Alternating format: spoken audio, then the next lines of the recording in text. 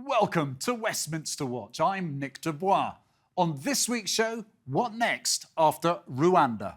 The policy has been fought every step of the way, through the courts and through Parliament. It is one of the most divisive policies in recent times, not only because of the actual plans to send asylum seekers to Rwanda, but also because of how this law is being passed. Critics say it bulldozes over resistance from courts and judges. Members of the House of Lords have been doing everything they can to stop it. So, could this law leave something of a scar on our Parliament, our justice system, and our society? Or do the ends justify the means if it really does put a stop to people making the dangerous crossing over the channel in small boats?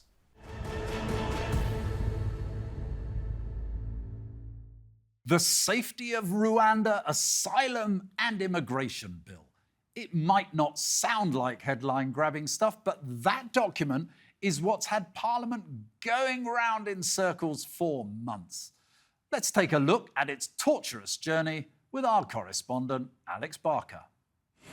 It was all smiles and handshakes when the Rwanda policy was born. This was over 2 years ago now, when then Home Secretary Priti Patel signed a deal with the Rwanda government. The agreement was that the UK could send some asylum seekers to Rwanda while their claims were processed, and if an application is successful, they will be granted asylum in Rwanda. The government said it would put people off making the dangerous crossings over the channel in small boats if they knew they wouldn't be allowed to stay in the UK. As the Prime Minister put it, stop the boats. Stop the boats. Stop the boats. Finally, stop the boats. The first flight was on the tarmac ready to go in June 2022, but a last-minute intervention by the European Court of Human Rights kept it on the ground. Since then, it's the UK courts that have held things up. A group of asylum seekers challenged the policy. The first court ruled it was lawful, but the Court of Appeal and the Supreme Court, the highest in the land, both said the scheme was unlawful because of concerns over how safe it would be to send people to Rwanda. So, another handshake, another signature by another Home Secretary, now James Cleverly. This treaty addressed some of the court's concerns. It makes sure anyone relocated to Rwanda can't be sent back to a country where their life or freedom would be in danger. It also established new bodies to hear individual appeals and monitor Rwanda's asylum system. At the same time, the government had introduced an emergency law to definitively label Rwanda as a safe country, no matter what the courts might say. It made it through the Commons easy enough, despite some Conservative rebels saying the bill doesn't go far enough to stop the European courts getting involved again. This bill needs to work. It is our last chance. If we get it wrong, the British people will not forgive us. Then came the House of Lords' turn. This didn't go so well. All people, asylum seekers included, are of great value. We can, as a nation, do better than this bill. What on earth does it do to the credibility of His Majesty's government when in the international conventions across the globe it stands up and lectures other countries about the importance of adhering to international law, of the importance of adhering to international conventions, when it passes a law which explicitly states that with respect to the Rwanda bill it doesn't have to? They've defenestrated domestic courts, gaslit the Supreme Court. Parliament can pass a law saying that all dogs are cats. But it doesn't make all dogs cats. Parliament can pass a law saying that Rwanda is a safe country, but it doesn't make it a safe country. They sent it straight back to the Commons, asking for MPs to make some changes. That was the start of the so-called ping-pong between the houses. Thrice more it was sent to the Lords, and thrice more it was returned to the Commons with requested amendments. Constitutional convention means it is inevitable that it will become law, though, no matter how unhappy the Lords may still be with it. Well, one of those unhappy Lords is Lord Alf Dubs. He actually came to the UK as a refugee himself during the Second World War. He fled Prague just before the Nazis arrived in the city and came to England on the Kinder Transport, a rescue mission to get Jewish children out of Nazi-occupied territory.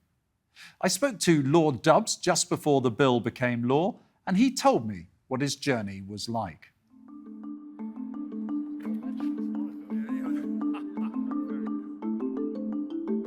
Is that 6 years old? Yeah.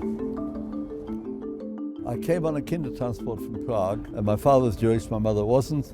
My father left when the Nazis occupied Prague in March 1939. My mother was refused permission to leave, and she put me on a Kinder Transport. So I can, before that, we had to tear, I was 6 years old, I had to tear a picture of the Czech president out of my school book and stick in a picture of Hitler, quite dramatic. German soldiers everywhere. She took me to the station, and off the train went. When we got to the Dutch border 24 hours later, it was dark. The older ones cheered because they were out of reach of the Germans, and we got on the night boat from the Hook of Holland to Harwich and then to Liverpool Street. And did you ever see your mother again? Having been refused permission to leave and thrown down the steps and told you can't come, the Gestapo threw her passport after her while she was lying in a heap. So this was before I left. And then she, with the passport, which was her saving grace, she managed at the last minute to escape, and she arrived in London on the 31st of August. And you'll remember Germany attacked Poland on the 1st of September 1939. So and my father died soon afterwards, which was a heart attack. But so just my mum and me.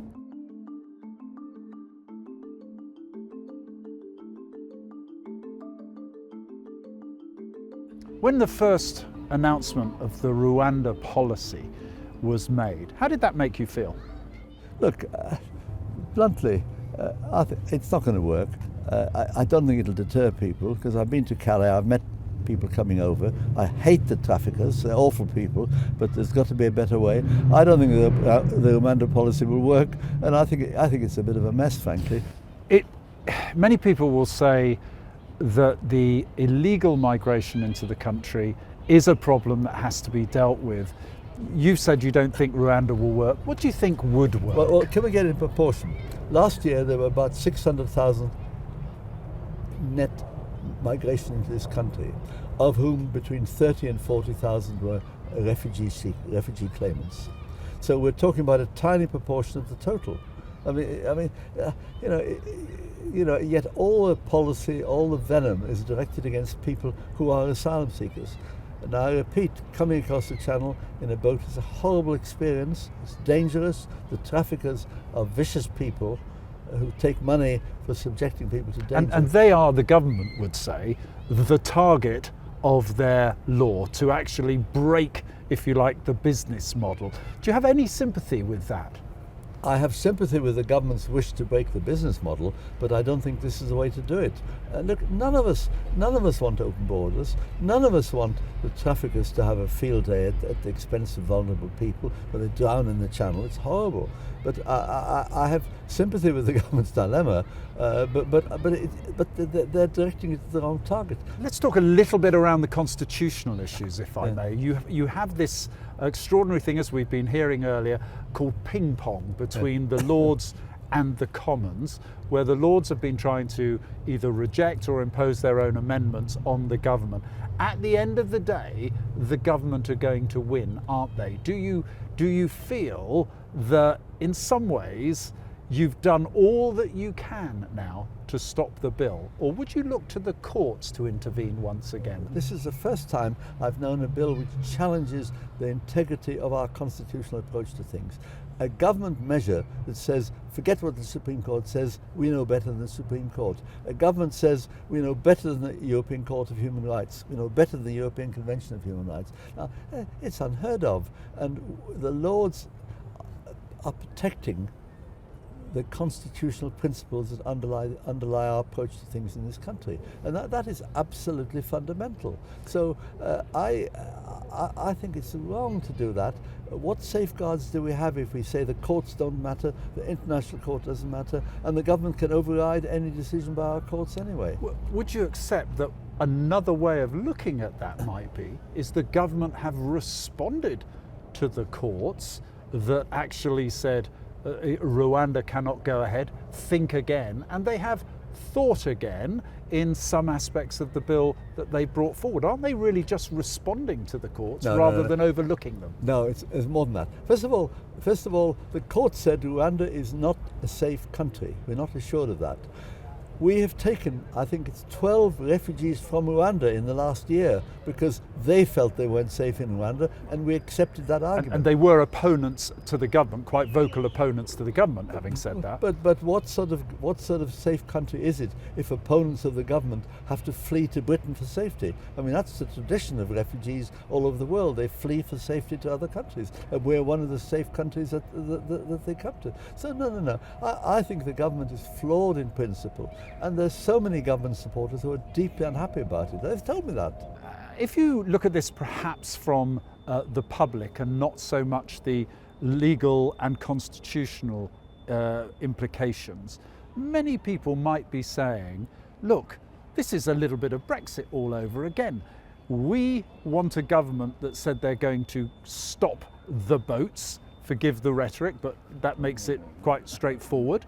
Having said that, they will see an unelected chamber stopping them or trying to stop them. They will see courts intervening and being judicially active. They might argue that their will is being usurped by an unelected chamber and courts. Well, I understand the point about the unelected chamber, which is why we probably hold back more than we otherwise would.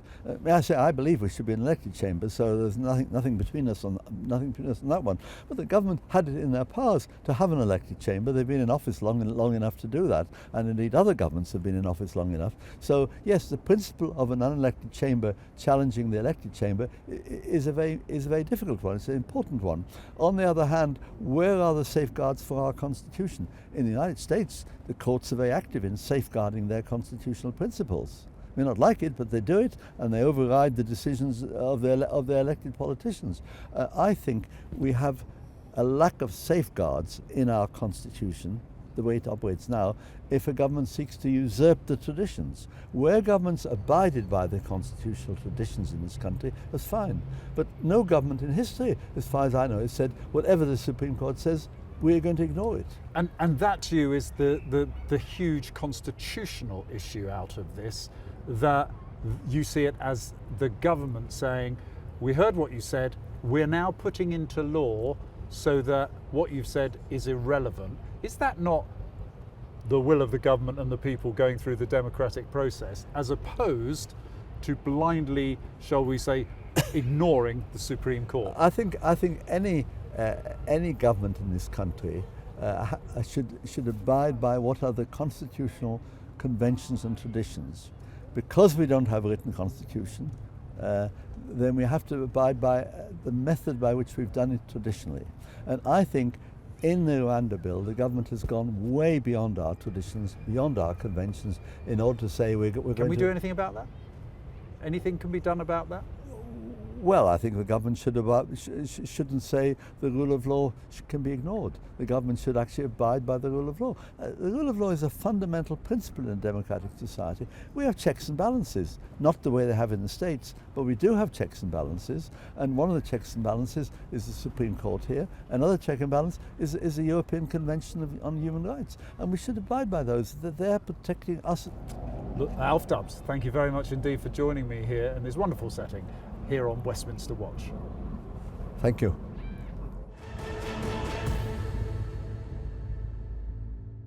Well, I'm joined now by constitutional law expert Professor Gavin Phillipson from Bristol University, and also the Conservative MP for Boston and Skegness, Matt Warman, who's been supporting this bill. Gentlemen, welcome. Thank you very much for joining me. Let me turn first, if I may, to you, Professor Phillipson. As we heard in the programme from Lord Dubs, he essentially said he believes this legislation challenges the integrity of our Constitution and says that it thinks the government knows better than the Supreme Court. Is that really the case, Professor Phillipson? Thanks for that, Nick. Well, I think I do largely agree with that. It's not so much the government thinks it knows better, it's that the government is using Parliament sovereignty to say that its view is as a matter of fact, correct and can't be challenged, but most importantly is excluding any possibility of any independent check on whether, in fact, as it now asserts, Rwanda is a safe country. And in that way, I think it is. I think the Act is one of the when it becomes an Act, be one of the gravest challenges I've seen to our constitutional setup and to the UK's adherence to the fundamental human rights norms binding on the UK at the level of international law. So we all know that we don't have a written constitution. We have a combination of parliamentary sovereignty and our first past the post electoral system, which means that a government with a strong majority in parliament like this one, which is based on much less than half of the popular vote, essentially has no domestic legal restraints on what it can achieve, unlike in the vast majority of other Western democracies. So our constitution to work really depends crucially on the restraint of those in government and in parliament because of the enormous power that they have.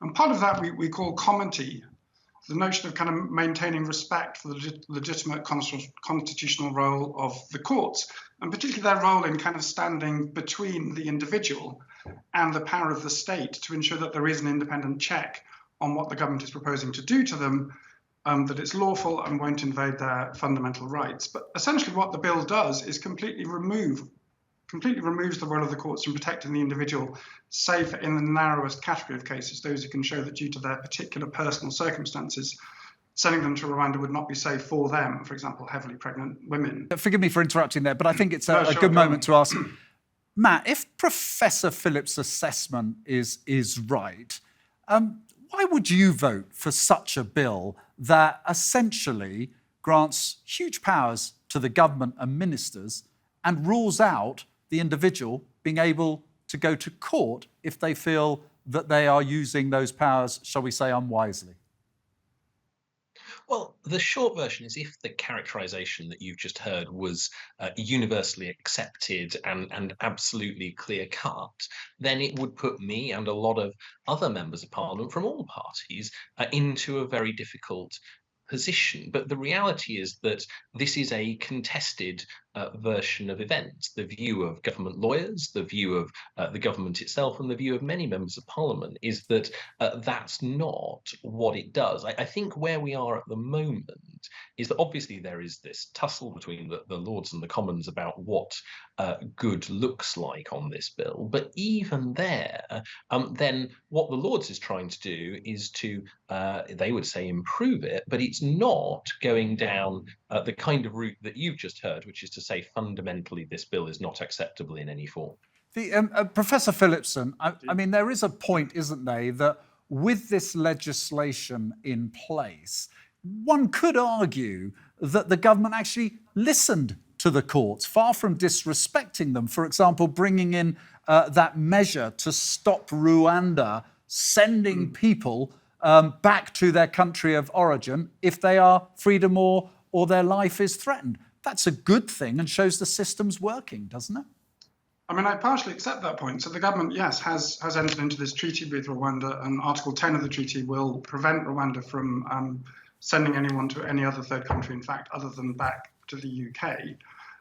The issue, however, is not whether the legal obligations, or is that not only the legal obligations that it places on Rwanda, but whether Rwanda in practice will abide by them and is capable of abiding by them. And the 30 detailed paragraphs of the Supreme Court judgment that this is responding to laid out in 30 paragraphs a summary of the evidence to show that Rwanda's asylum system could not at the moment be trusted to safeguard people in that way. And notably, the UN Refugee Agency has said as of January 2024, despite, in other words, this year, despite the treaty, it hasn't seen the changes that would need to be made in practice to ensure that Rwanda will now be a safe country.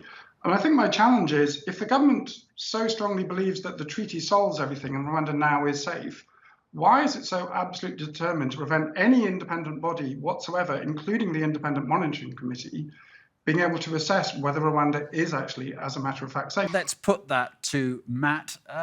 Tell us, why has the government so robustly resisted the idea of independent verification that Rwanda is indeed safe?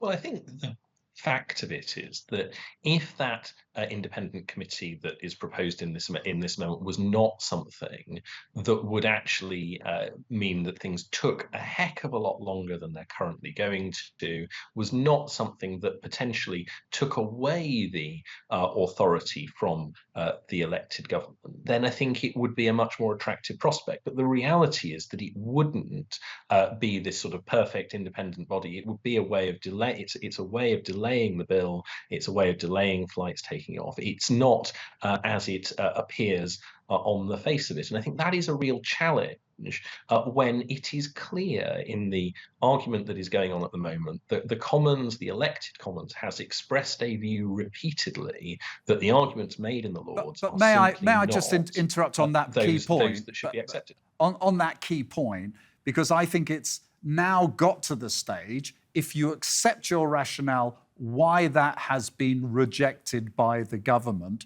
this independent monitor, for the reasons you've clearly stated.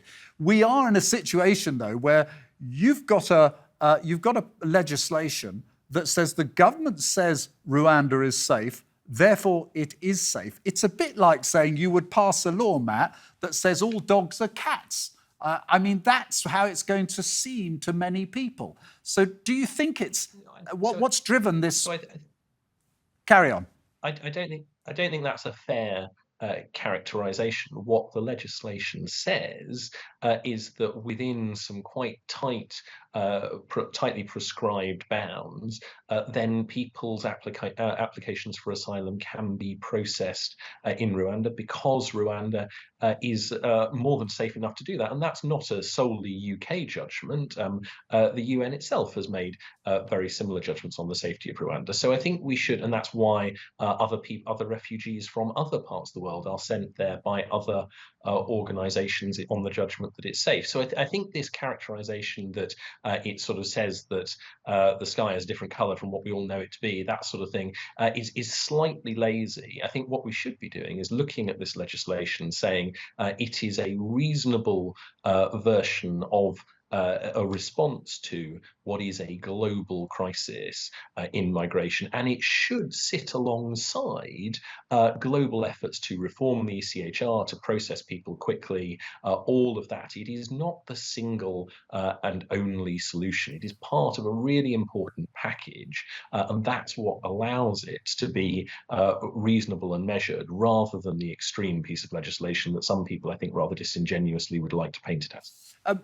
Professor Phillipson, in all of these torturous, but I accept important, constitutional points that we've been discussing, the government would effectively say the priority of this bill is that to get it on the statute book, they're going to stop the people smuggling, they're going to stop the gangs taking control, they're going to reduce the burden on public services, but above all, save lives. That's what the public want. Aren't we in danger of actually being seen to ignore the will of the people if yet again we end up with courts potentially intervening after after flights try to take off to Rwanda?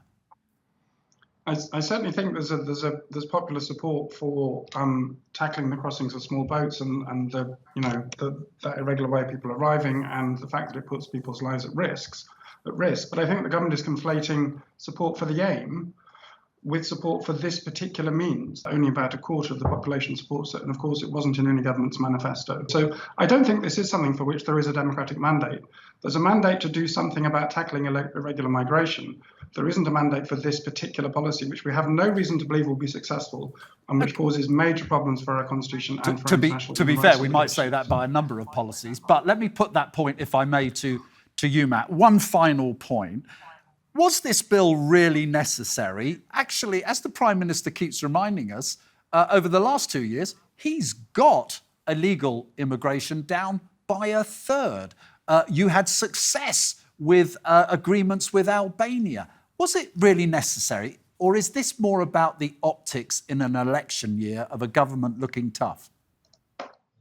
Well, I think if you think back, this actually predates any of what you might characterise as electioneering. This project has been around for quite some time, and that is because we know over the last number of years the number of people coming illegally to this country, even though it is down by a third, is clearly at unsustainable levels in terms both of the ability of the system to cope with housing people, even in the short term while their claims are assessed, and in terms of the consent of the British public. I think what's really important to understand about the various parts of the package to tackle illegal migration is that they are addressing that fundamental sense that this is not a fair way to gain residency in the United Kingdom. This route is really important. But time is pressing against us. Professor Phillipson, thank you very much for joining me. Matt Warman, MP for Boston and Skegness, thank you very much for joining me. And don't forget to subscribe to the TRT World